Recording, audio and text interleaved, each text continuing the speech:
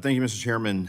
As you all know, the United States has 93 operating commercial nuclear reactors at 55 power plants across 28 states, including one in Texas that we have down in Comanche Peak, accounting for about 20% of total annual U.S. electric generation and about 46% of zero carbon electricity.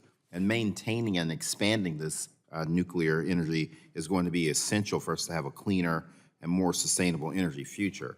I look forward to working with my colleagues to make sure that we can ensure that licensing and regulation of new nuclear plant reactors continues to protect the public health and safety while also meeting our growing energy demands. We know that we're going to have more and more objects and devices and cars and what have you plugging into the grid, and that we need good, reliable energy.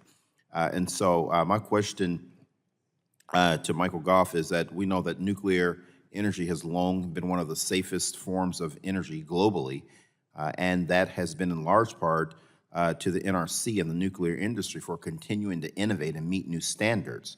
And with new technology that is highly desired by our allies and possesses tremendous advantageous on safety and security, some stakeholders have echoed the sentiment that NRC must adjust for the current state of play. And so one of the drafts today would amend the duties of the Advisory Committee on Reactor Safeguards and scheduling reviews that impose term limits on members. In your experience, would the approach in this draft bill offer improvements to the current NRC process, or would it create additional layers of bureaucracy?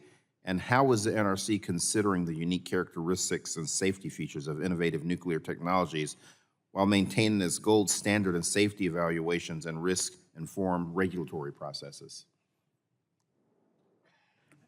Well, I'll speak to part. I don't want to necessarily speak to the NRC portion of this.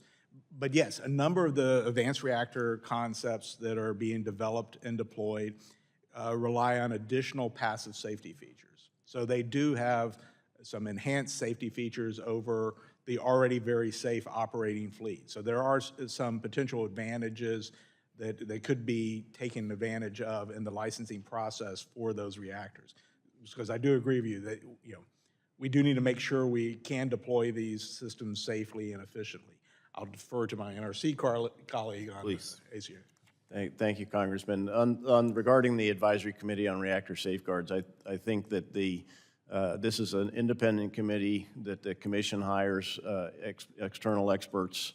I know the leadership of the committee today is working hard to be very focused on the innovative aspects and the safety significant aspects of the questions that come before them. I think the ability of those experts to apply their expertise is a critical part of their contribution to the process. They have added value beyond the staff's review in some of our recent actions. So I think they recognize the need to be very focused in their review, but I think they also need the leeway to follow their expertise. Yeah, no, thank you very much. And this will be a question that probably both of you will be able to weigh in on if you feel comfortable doing it.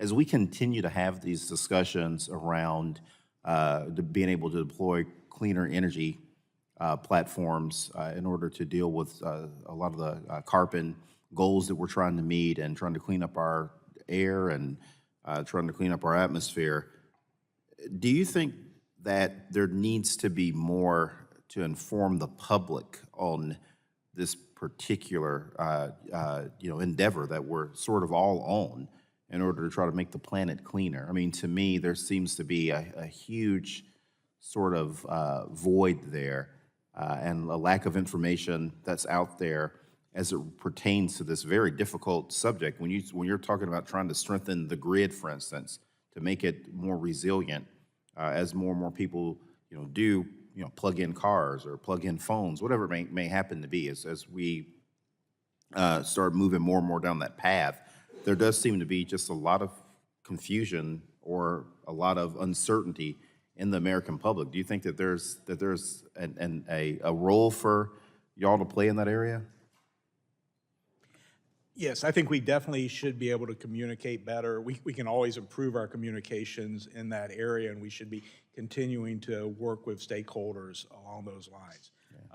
I'm happy right now that we have much more support and continually growing support for nuclear energy, but we still need to make sure we do continue to provide information and help people do understand how these, the nuclear technology does need to work together with the other energy technologies to deploy to give us the most reliable, resilient grid that we can. So yes, we should be continuing to try to improve our engagement to make sure people do fully understand that process.